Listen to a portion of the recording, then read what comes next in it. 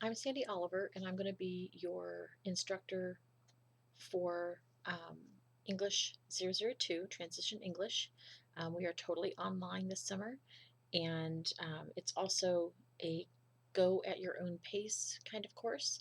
There are some restrictions and things that you have to keep in mind as you go along, and we're going to get to those in a minute. This is your welcome video. This is the first day stuff that we would do if we were seated face to face. So I'm going to walk through our syllabus and a little bit about um, how you can make your own calendar and make sure that you get done what you want to get done this summer. Realize, first of all, that we are an 8-week course. So we end in July, and it's basically 2 months of head down and running, as I would like to say. Um, our course is, again, not set as far as you have a due date on Thursday, kind of thing. The first thing that you have to do is a due date. And by our census date, which is Thursday, May 26th, so this coming Thursday, you have to do the registration enrollment activity, REA. And that is one of the very first things on our LMS page, our website page for the class. And you have to do this for all your classes, so this is nothing new. Now, if this is your first semester with us at Robeson and you're taking a summer course, so this is pretty serious. Anyway, make sure that you get that done by Thursday, and then after that, it's go at your own pace, and we'll see what else we can get done. Okay, if you don't have a copy of your syllabus printed out or on a screen next to you, pause me and then do that and come back. Again, my name is Mrs. Oliver, and I'm going to be your instructor this summer. On the syllabus, you have my telephone number. Please use it to text short questions, quick questions that I can also reply quickly to, or to set things up so that we can talk. I will always direct you to email first. I think since we're a writing class, that's a good practice for you. It also kind of takes the scary part off of talking to your instructor, my scary part of talking directly to you and not having a chance to really research and back up what you need. So keep that in mind. You do have my phone number. Please call me. Text me first, please, please, please. The first time you text, make sure you give me your name. I don't have all of your phone numbers and things at my disposal, and so I want to make sure that I know who I'm talking to. So that's helpful. On the first page of the syllabus, you have all the stuff I've just talked about. This is Transition English. You get 6 credit hours for this class. It's all considered lab hours, which means we have to kind of keep track of our time. And I'll get to that a little bit later when we talk really about attendance. My information is there. I don't have an office on campus. I am an adjunct, which means I'm a part-time instructor for Robeson. And so I will not be on campus on a regular basis this summer. If we have some dire need, I can make it happen, but we're online and asynchronous, which means we don't meet at a particular time. So it's up to you to figure things out that way. Okay. This particular course is the preliminary before you take actual college writing classes. That's why it's called Transition English. The course is kind of builds on itself, and so the first couple of assignments are pretty short and fairly straightforward. I do have videos up for you about each of those. The system that we use for our classwork is called NROC, NROC, and they have a lot of apparatus, a lot of things that you can do. If you know that, it's been a while since you've had an English course and you need a lot of help remembering all these rules and things, there's plenty of that on the NROC system.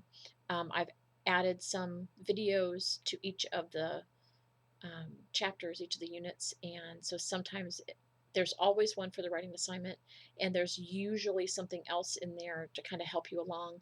I know a lot of my students would prefer videos all the time, and I understand that to some extent. I like to read, so you know, but I try to walk through the main points of everything, and then do some other things like summarizing and writing conventions you should know, how to do certain things, what to do with comments on your papers, that kind of stuff. So there are a few things up there that I hope will be helpful. Your learning outcomes, things that you're supposed to be able to do when you're done with the course. Demonstrate the use of pre-reading, reading, and post-reading strategies. A lot of my students tell me that they really have a hard time focusing when they're reading, or they don't remember things when they read. This is going to give you a chance to practice and find some good strategies for that. How to analyze texts, how to explain differences, how to find inference, and then how to see how something's organized. I will tell you, as far as like outlining goes for papers, I have a really hard time sticking to an outline when I'm writing. I can do it, but it's not my favorite way to go. Now, an outline of what you've read, though, is very helpful, because then you have to put things in the boxes, basically. You have to do a little bit of this and a little bit of that and go, okay, this is a main point because these other three things are supporting it. And this is another main point. And the reading assignments for each unit are really well laid out, really well organized. So that should be helpful in figuring those things out too. Also, demonstrate the use of the writing process. Writing is not just putting things on paper and being done with it. Very, very, very few folks can basically turn in their first draft. I'm not one of those people. And the only writer that I read,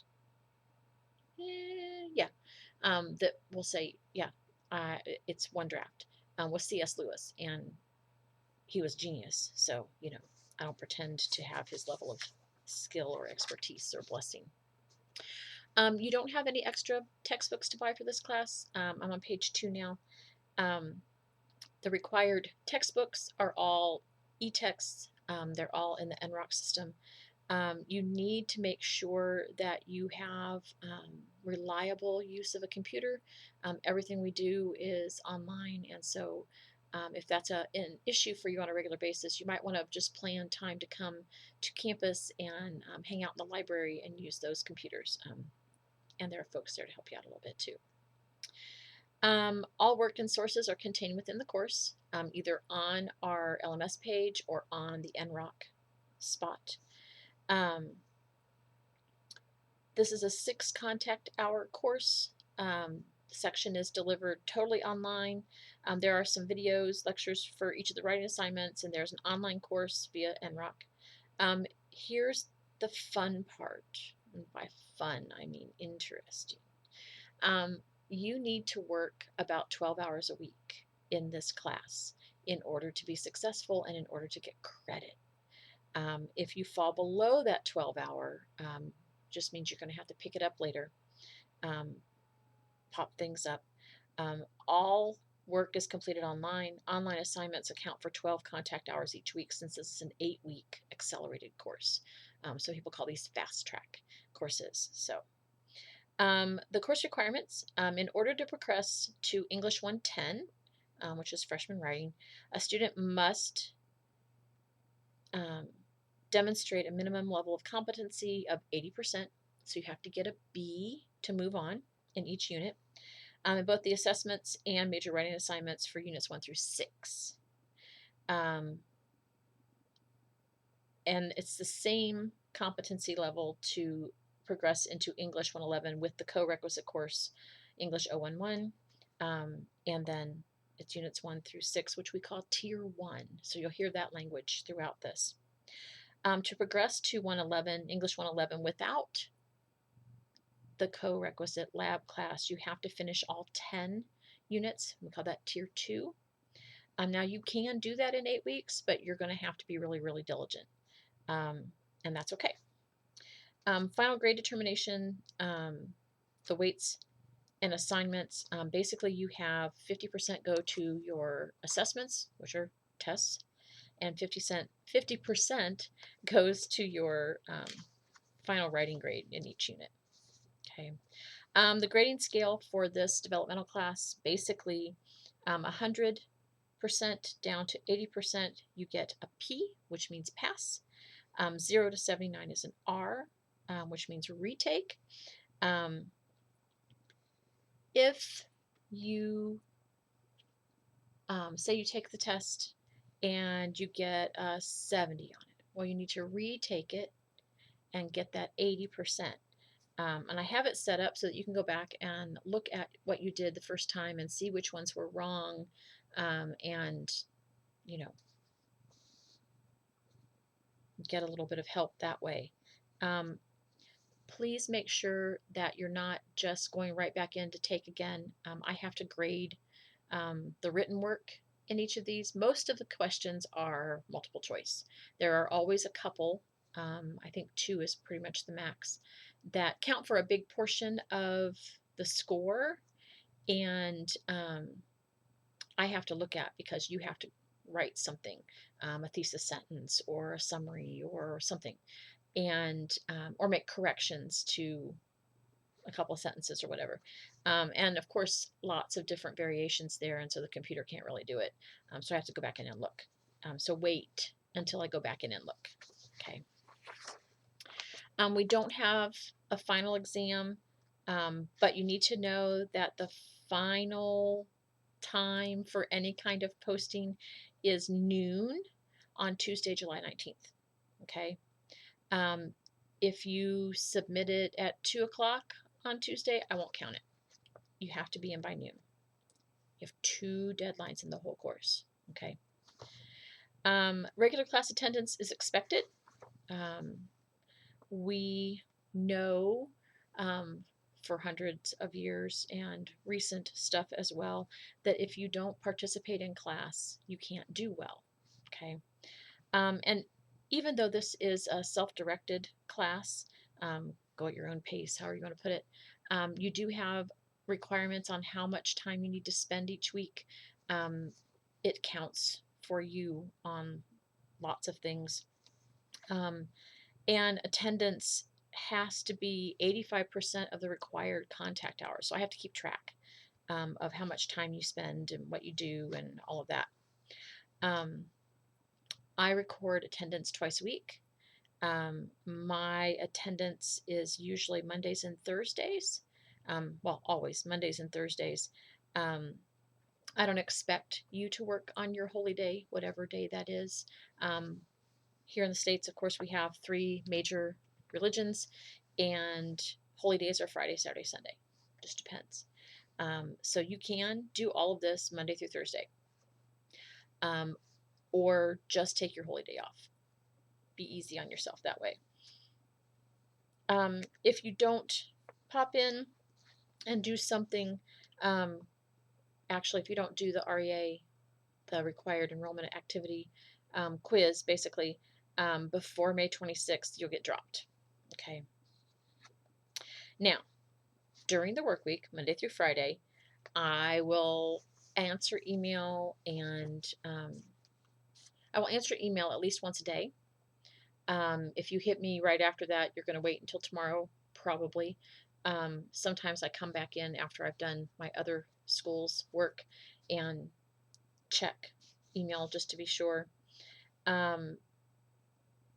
Email is your best way to get me if you have lots of questions, or you need a paragraph answer or something like that.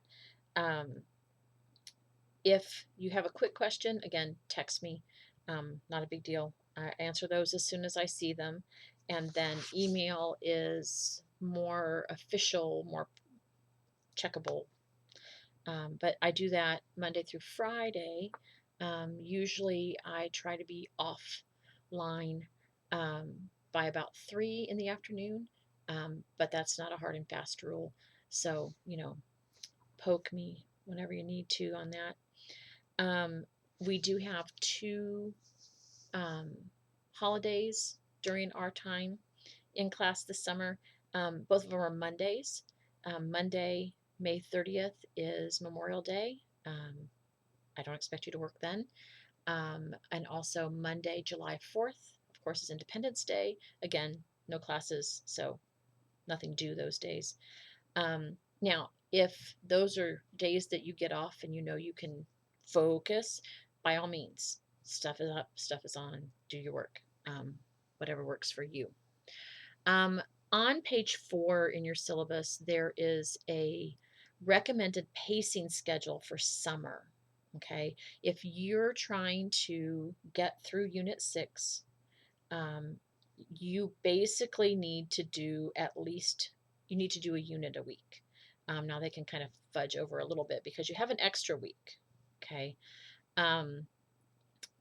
but that's your pacing, and that's what I'm going to look at for your posting and all that kind of stuff. Now, if you're starting from the beginning and you want to get Tier 2 credit, you want to finish all 10 units, the first 5 units are kind of doubled up. And then after that, because the papers are longer and there's more research and that kind of stuff to go with them, they're a week apiece. So be very careful. Do what you need to do. Don't fall behind. It's a problem. There are a couple of other things to think about here. You will see zeros in the grade books, basically starting in week 2. If you haven't posted anything in your first unit, whatever that is, by the end of week 2, you'll see zeros for those. Not because you can't do them, but because it needs to get your attention, and perhaps get the attention of your academic coach. So that's also kind of interesting. If you're coming in as what we call partial completers, you've taken English 002 before, and maybe you only got through Unit 4. So you're going to start with Unit 5. I already have that set up in the gradebook, so it should let you see the unit you're supposed to start on as soon as you do the REA.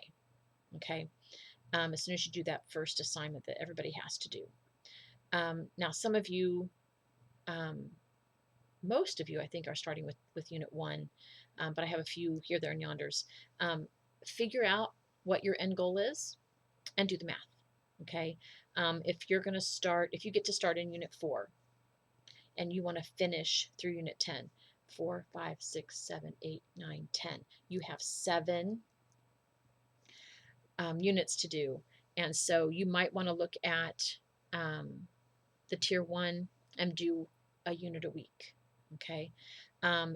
Again, if you're starting, with Unit 7, because you finished Unit 6, you already have Tier 1 credit, you only have to do 4.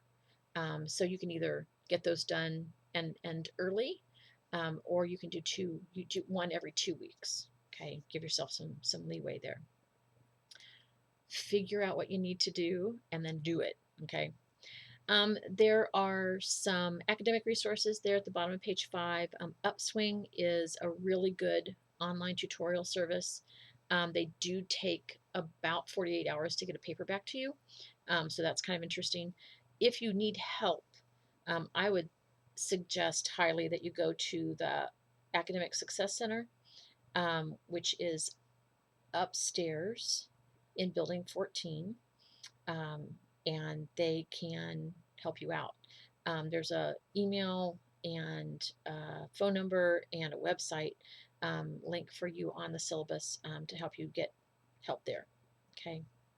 The library is in Building 4, and it does have computers up for running, and sometimes there are tutors in there as well. There's an IT help desk. If something doesn't work right for you on the LMS or your email, contact them really early on. Let them get you sorted out. Usually for the IT folks, it's not hard. Those of us in the lay world, we kind of make things harder than they have to be. But so this is my husband, who's an IT guy. A couple more things. Academic integrity. This is a thing that basically don't cheat. Okay. First of all, this is a writing class, so do your own work and move on. It's going to help you be better students in the long run. Academic dishonesty is the giving, accepting, or presenting of information or material by a student with the intent of unethically or fraudulently benefiting oneself or another on any work which is to be considered for grading completion. Okay, so do your own work, do your work with integrity. If you run into trouble, ask questions. Okay. There are some other policies in the catalog and student handbook. Those are clicks on the website about honor code and attendance policies and grade appeals and student grievance. If I do something to offend you or you don't think I'm treating you or your work fairly, you can please come talk to me. Send me a text. Hey, let's talk on the phone. I'm really worried about this, or I'm upset about this. I'm more than happy to help. And I want to be as open and honest with you as I possibly can be. And so if you have trouble or I've given you trouble, talk to me first. And then if we can't figure things out or you're not happy with my answer, you can talk to my director, who is Daniela Newland. She's great. She would not necessarily be on my side because she's very fair and wonderful that way. And then after that, it goes up the chain of command, basically. If you have disabilities affecting your academic performance, Miss Susan Moore over at Counseling and Testing is your help. There's a phone number there and her email, and she can help you get accommodations like special accommodations for testing, for notes, for whatever. And there's all kinds of things in there. And be aware that unlike an IEP in high school, this does not go on your record. Nobody will ever know that you got accommodations from disability support. That's just not what we do. Okay. The non-discrimination statement, and we are coded to non-discrimination on the basis of race, color, sex, age, religion, disability, origin, or other non-relevant factors. And so there are all kinds of ways we know in our current world to be taken advantage of and discriminated against. And Robeson College has sworn not to be one of those places. And so make sure that you read those non-discrimination policies, make sure that you understand how things work, and we would be very much happy to talk about what that means and how it works and what you should be watching out for. Students also get some training on sexual harassment and non-discrimination and all of that through the college website. And if it pings you for that, make sure you do that right away, because I tend to forget, get busy doing something else and go, oh, I was supposed to do that yesterday. Yeah. The training is not horrible. It's a little campy, but it's good for us and it's good for everybody to know. So keep that in mind. The last thing I want to talk to you about is kind of figuring out a calendar for your getting your work done. I'm a big planner user. I like to write things down. I like to make sure I have a list. And sometimes it's really, really helpful, and other times it's just overwhelming. And I understand that. Do what you can. Always do as much as you can, like push that a little bit every day, and you should be okay. But I have a calendar, I have a planner that I work through. Usually I sit down first thing Monday morning, or first thing Monday morning, to make sure my week is all done. What I got to do, what's up, what's due, how many things there are due. And then it also helps me at the beginning of a semester or the beginning of a class, whatever, to kind of keep track the first week at least of how much time I'm spending. So I know more realistically throughout the semester how much time I need to kind of block off um, for my work. I'm not a person who can use little 10 and 15-minute blocks to do anything.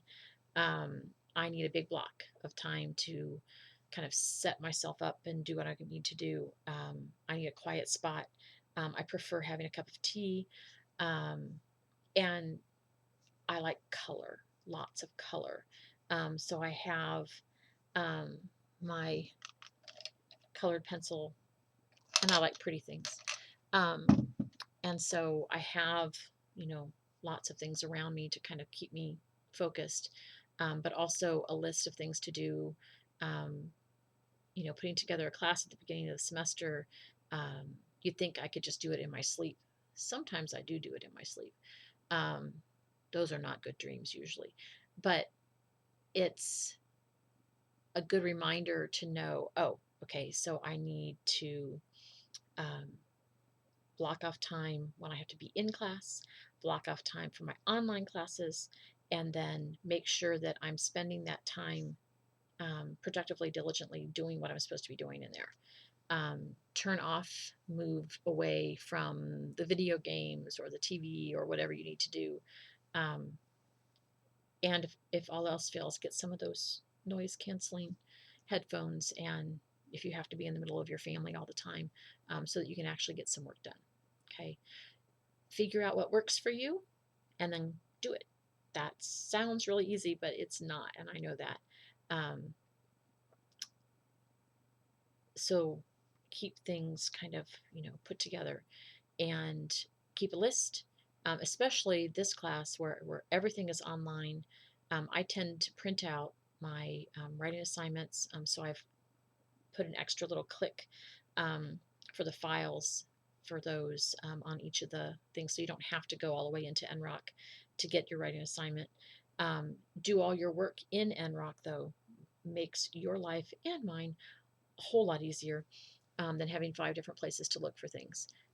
So we'll kind of work on that. There are a couple of weird little items on the website that might trip you up. One is at the bottom of each unit, there's a line that says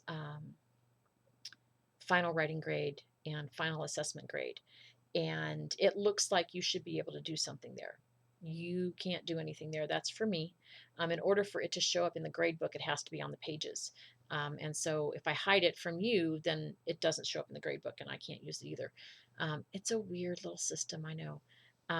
But just don't worry about those. I put those grades in from what you do on NROC and what you do on the assessments. So all the writing and a review quiz and all of the foundation stuff like commas and picking out main ideas and all those kinds of things are all in NROC. The assessment, though, at the end is in our LMS in that same unit. And you have to go there to do that and then wait for me to grade it because you might only have to take it once. That would be good, right? The other thing is each of the units start with something we call a growth mindset activity. And it's a little, usually 3-point thing. It doesn't count for anything, but it does kind of help you transition into the next unit. And so you have to do those first, and then you go do your NROC stuff, and then you come back and do your assessment. Please, please, please try to keep things in order. If you get out of order, it makes your life harder. It makes my life harder.